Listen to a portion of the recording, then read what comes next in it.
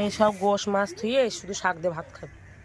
এই যে এই গোশ রান্না আছে, তারপরে এখানে এই ডাল,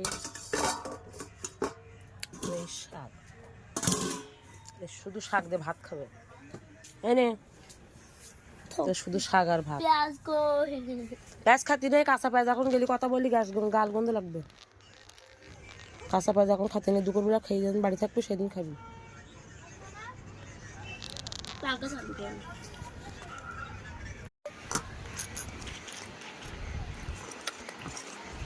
নে কটা কাকড়িও খা, কাঁচা ঝাল দেবো না, খা খা, একটু গাল চচ্চড় করে ঝাল লাগুক, দেবো কেরাম লেগি।